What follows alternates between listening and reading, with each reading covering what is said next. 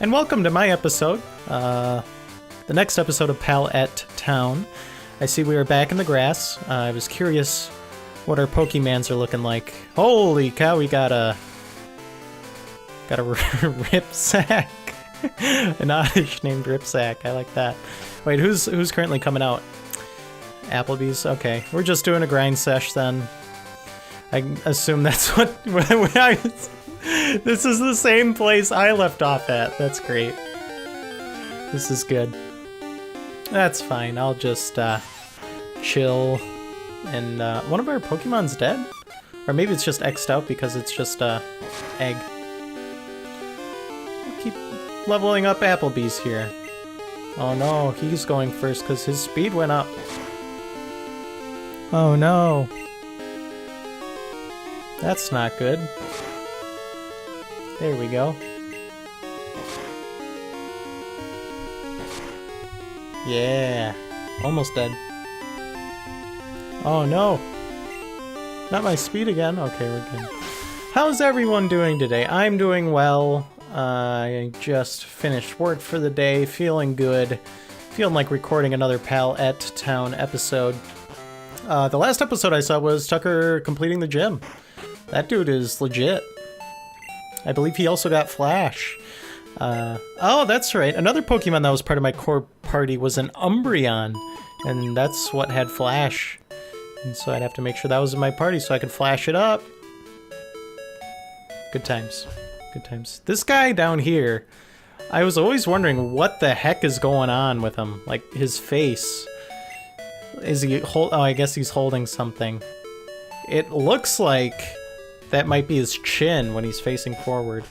It's really weird. Anyways, back to the grind. I should have come up with something to talk about here. Oh, I always wondered what these things were too. I thought at first they were collectibles. I didn't have a lot of Game Boy games at the time. I had a Bugs Life game and I couldn't get past the first like 20 minutes or so. I went back to it a couple of years ago, I want to say, and there's this one jump that I can't figure out how to get past. Just can't do it. But I had a Bugs Life. I had a game called Quest for Camelot, I think it was called, and it was based on the movie, and it was like a Legend of Zelda ripoff, but it was really weird. It was very difficult. I didn't understand it. I would get a game over all the time, and then when you got a game over, it'd like show the picture of the bad guy from the movie, and I had no idea who he was, but he had like this weird thing on his mouth that looked kind of like there was like chocolate milk or something. I don't know. That game was very strange. So yeah, instead of having Legend of Zelda growing up, I had Quest for Camelot, where you played as a girl, and there was a part with snakes that I always died at, and I believe when you game overed, you'd have to start all over. Oh man, am I glad that's over. Those days are long gone. Does Ladybug evolve? That's something I'm not sure about. Maybe I'll have to look into that to make sure that leveling up Applebee's here isn't completely useless. Now we just get to tap A for a little bit. I really should have gone into this episode having talking points so I could be firing on all cylinders, talking about something, but yeah, it's just happening. I had a Rugrats game on the Game Boy. That game was really tough. I always got to the last level, I think it was, but I never finished it. No, Ladybug. Yay, we did it. Cool. I think that Rugrats game was the closest game I ever came to finishing for a long time before I finished Pokemon. This game is like an everlasting gobstopper for all the little ones. You can just play this game for a long time. Because I believe after you finish the Elite Four, you can just try them again. Just go nuts. Thank you for healing the Pokemans. Back out we go. I've got a... I know lots of people who say Pokemans instead of Pokemon. I don't care. I know a lot of people who say Mario instead of Mario, which is really strange. I remember the first time I heard that. I was thrown through a loop, but no, I'm okay with it. I'm not gonna, you know, throw you over the edge of the boat because you pronounce something differently. We're all friends here in the Pokemon world. But my issue, the problem I have, is that whenever I start saying things, pronouncing them the wrong way, I'll get stuck saying them the wrong way. And then when I'm talking to someone else, they won't know what I'm talking about because I'll say it wrong. Like chicken fajitas, I always like started saying chicken fajitas because there's a Family Guy episode where they said that. So I kept saying chicken fajitas. And there was one time where I was ordering them from a restaurant and then I had to be like, no, say fajita, say fajita, say fajita. Luckily, I did say fajita. So everything turned out just fine. They understood what I was saying. I got my fajitas. Everything was hunky-dory. But at that restaurant, it was weird. They, the, like, fajitas, like, were still cooking when they gave them to me. It's very weird. The food was done, like, super fast there. It was, like, a 5-minute turnaround time. And there was, like, 20 of us eating? No, more like, there were, like, 12 of us eating there. And they were done in, like, 5 minutes, which was insane. But yeah, they gave me my chicken fajita platter, and it was, like, still sizzling. It was incredibly hot, and so I just had to, like, sit there. My food was making a ton of noise. It was just sitting there going for a solid, like, 5 minutes. It was still cooking in that plate. And everyone else was digging in. Their food was cooled down already. I had to sit there and wait my turn. Don't eat at restaurants very often, though. At least not growing up. We did not eat at restaurants very often. A lot of sandwiches, a lot of frozen pizzas, oven fish sticks. Boy, do I hate oven fish sticks now. Those are nasty. At school, we would have sweet potato French fries because of lunch reforms. I guess that I went to a private school, but I believe they were receiving government subsidies for the food that they were providing for lunches. And so, they basically switched up their lunches to just, like, basically offering significantly less food because I believe they had calorie limits that they were trying to remain underneath. So, like, chicken patty lunch, that was one of my favorite lunches because you could just load that chicken patty up with ketchup and mayo and slap some lettuce and tomato on there. That was nice. Chicken patty day was a good day. But instead of mashed potatoes, we would have sweet potato fries, and boy, those things are like straight from hell. Those like oven-cooked, lightly salted sweet potato fries, they were very mushy. They had a very bad texture. None of them snapped at all, like, because they were in the oven. They were all just mush. So you'd like put them in your mouth and it would just kind of disintegrate almost. And you'd have to like swallow it down.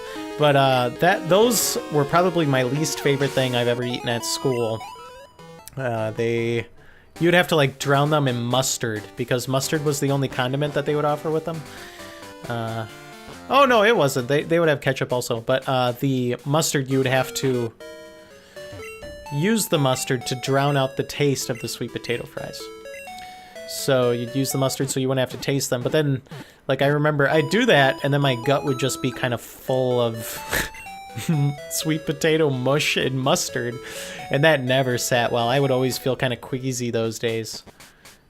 It was not pleasant. But it was interesting. For the chicken patties, they had crispy and grilled. And the grilled chicken patties were really weird because they were extremely rubbery. I didn't mind them. They tasted fine, but they were, like, really rubbery. You could, like, bend them completely over, like, across themselves, and it wouldn't break. It was just extremely tender. And anyway, I was, like, in line behind someone that I didn't know. I didn't know who it was, but they ordered a chicken patty, and then they got the grilled one, and then they were like, excuse me, but I was wondering, like, what this is. Is this really chicken? Because I don't think chicken's supposed to bend like that. And the lunch lady said, I'm not sure. We just cook it in chicken broth so it tastes like chicken. That was a interesting day indeed to be a high school student eating the school lunch. But overall, I didn't mind the school lunches all that much. It was fine. I mean, the quality was, like, at the bare minimum acceptable. I was able to stomach it. There was one period of time where we went to cold lunch. We went to cold lunch, and I wasn't accustomed to it, so I wasn't, like, used to having to, like, get up and make my lunch every day. I believe this was, like, 5th grade? Yeah, I want to say 5th grade was when we switched from hot lunch to cold lunch to save money. And, Like, I wasn't used to it, and so my lunch every day would consist of 4 slices of toast. Because I didn't know what I should do to make myself a lunch. We usually, like, I didn't know what was acceptable and not acceptable for me to use to put in my lunches, so a lot of the time it was, I knew bread was free game, and we would have to buy a ton of bread. We would buy bread by like 6 loaves at a time, 7 loaves at a time, and it would be gone. It'd be gone within the week, which was crazy. There was one time where we went to Aldi's, which is like a budget grocery store chain here, where they don't give you bags. They don't give you, like, yeah, no bags unless you pay for them. And everything is just, like, stocked on the shelves in the boxes that they came in, I'd assume. But there was one day my dad and I went to Aldi's, and they had bread that was expiring in 2 days, and it was being sold for $0.05 a loaf. And boy, did we load up on bread. I think we got somewhere in the realm of 30 to 35 loaves of bread that day, and it barely cost like $1. So we were happily munching away at our bread. This Applebee sucks! He does barely any damage. I am realizing why I hate bug types. They do nothing. Look at this. I am twice the level of this Pidgey, and it's like a close fight. That should not be happening. But yeah, that's the story of my lunches and why I would only have 4 pieces of toast in my lunch. Good memories.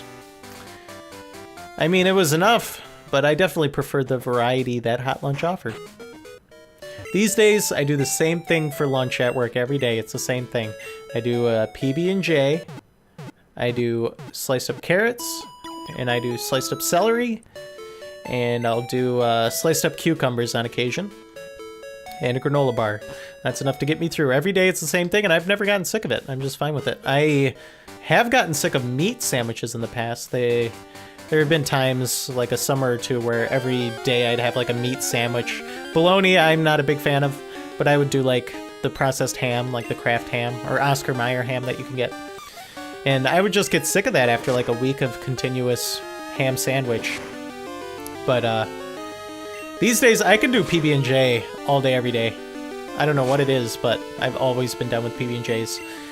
There's nothing quite like being supplied like all-you-can-eat PB&Js sliced down the middle. I had a very particular way of eating my PB&Js if they were sliced down the middle that way. I would eat the smallest side first, take a bite out of the smallest side, because when you slice the bread down the middle like that, or diagonally, I should say diagonally, you get the longer half and the shorter half. So I'll take a bite out of the shorter half first, then I take a bite out of the longer half, and then I take a bite out of the middle. And then the rest I just eat however I will please.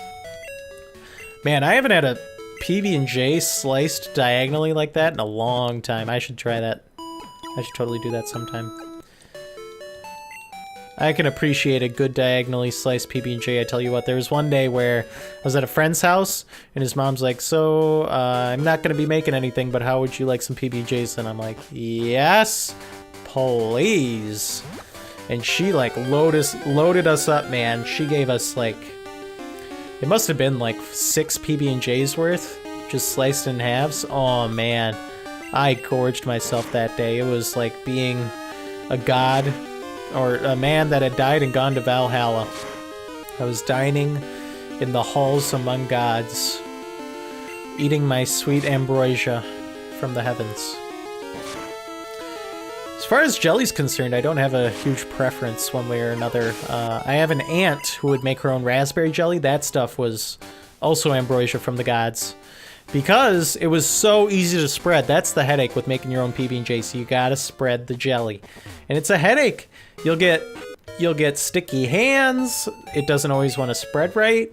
And the worst part about having to spread jelly is once you get to like the latter half of a jar of jelly or jam, the knife ends up like getting some jelly on it, on the handle, on the hilt of the knife, and so your hand like gets sticky every time. It's a pain. You know, it ain't easy having PB&Js for lunch every day, but it's definitely worth the sticky hands. Well, we've got 10 seconds here. Let's get into an encounter so that they can find themselves pretty much right where we left off. I believe Michael will be up next, so he'll Find himself fighting a Pidgey with the ladybug. Well, until next time.